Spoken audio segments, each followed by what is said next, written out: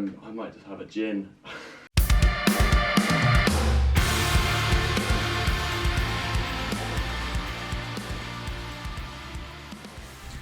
I'm Ed from Million Moons, and we're going to take a closer look at some of the music that we've recorded on our upcoming release, I May Be Sometime.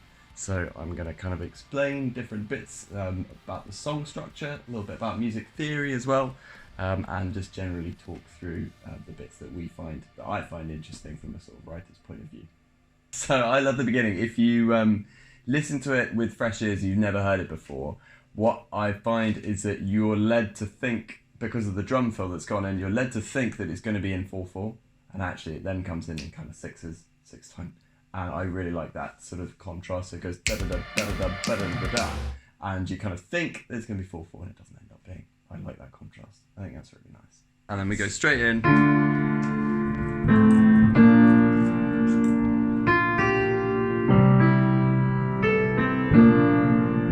Which is a nice little piano melody, which I probably wrote on the piano to begin with.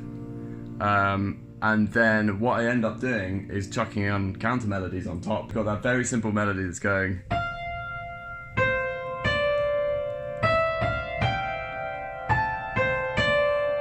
Which my brother is absolutely determined that he recognises it from somewhere. I don't know. Well, if somebody finds out, let us know. That would be interesting. And then the second one that comes in on top, which is...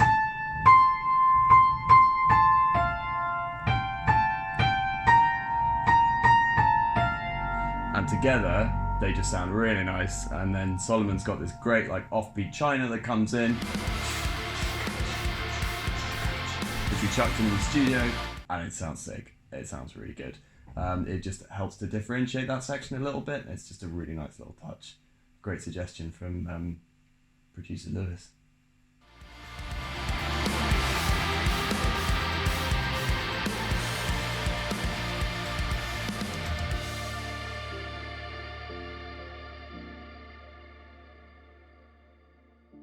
So we go from a very loud section, which is quite bombastic, into a quiet section with just a few muted chords. So the song's in D minor, so we start with that D minor, and then we've got a first inversion of a C, and then an F major, and then a B flat, so the sixth, which provides a little bit of tension before then releasing, repeating, doing the same thing again. And then we do the third, as you always do. And then, of course, you need to make the fourth one different.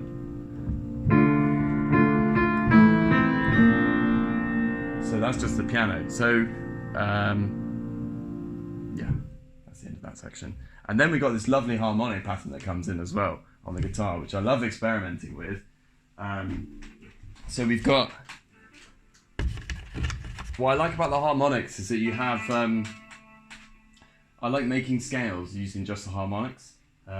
And people do that using pinches or using, sticking a finger on the top string, which I can't really do. But what I found is that you can write your scales.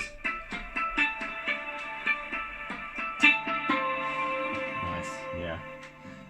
So what I found is that you can write scales using harmonics, and you can make some really interesting melodies with that as well. So for example, when you're playing in D minor, you've just got a D natural minor scale there that you can play with. And in this instance, I'm only using harmonics available on fret 7 and 12. So when it actually kicks in, I go...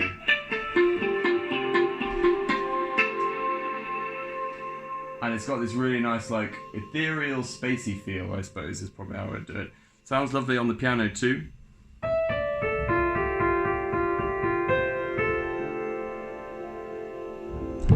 But in this case, we put it on guitar. But it sounds lush.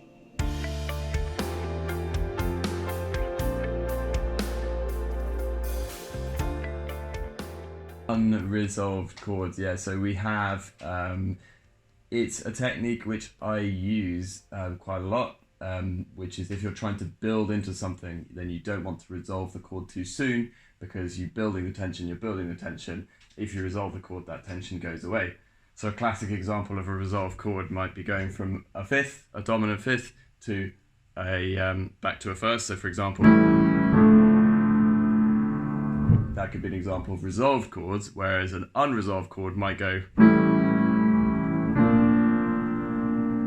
and then we can resolve it by going back to the root. So in the pre-chorus it goes, first of all, with a minor fourth, so you get up to a 7, then the 5th minor, and then up to a 6, and then again,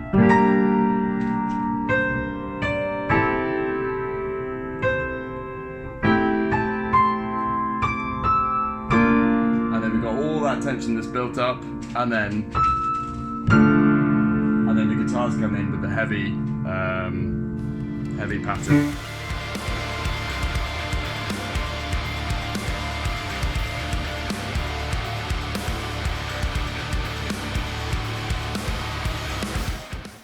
Yeah, shout out to my music nerds, because in this section we get a nice little modal change. So we're going from a scale which is a D natural minor, so in the rest of the song, and then we change the mode, and so predominantly where you start with the minor chord, which is the sad one, that one, and we'll move to the happy one, but with other notes around the scale that make it much darker. So that kind of adds to the heaviness of the song, which I really like in that particular section. So yeah, a little trick that we use.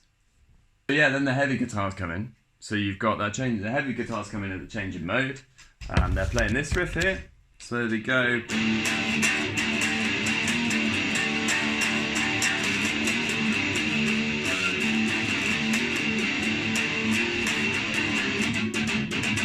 Which is pretty chunky, sounds great.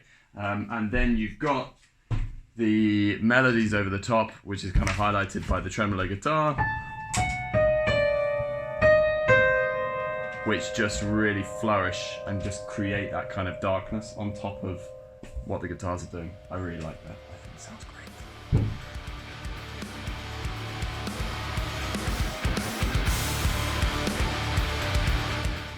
Then we have a gentier section, if you can use gent as an adjective.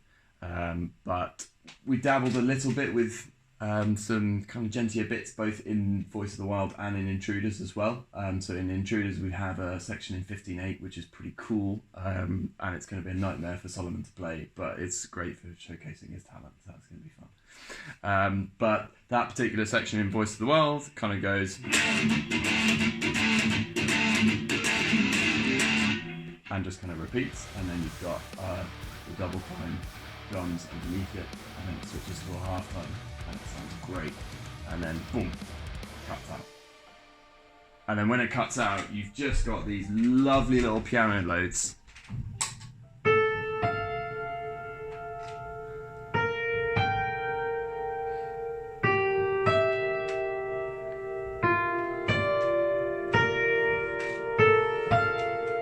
Which, I mean, I love those. I think they sound so nice. You're creating the chords without the root note.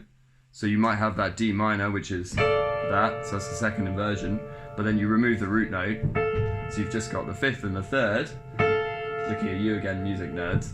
And that kind of loops over the top and calls back to the beginning as well. So we wanted to make sure that that piano section, which is nice and quiet after the genty section, make sure that can sit over the chords that were apparent at the beginning. So then we have that drum fill that comes back in, and boom, off we go.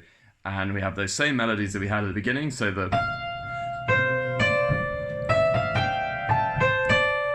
as well as this piano bit. And then on top of that, you then get the other counter melody that comes in.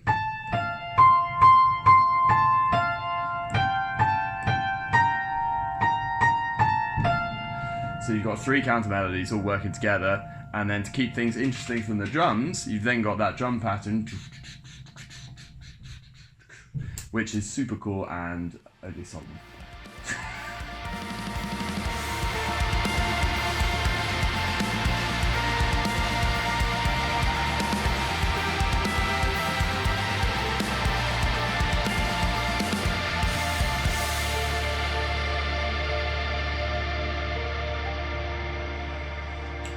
So that's my take on Voice of the World, my musical take, my song exploder, if you will.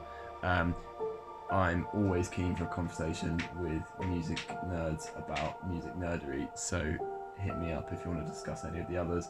We've got 6 more songs coming out in an album called I May Be Sometime, Voice of the World, released on the 16th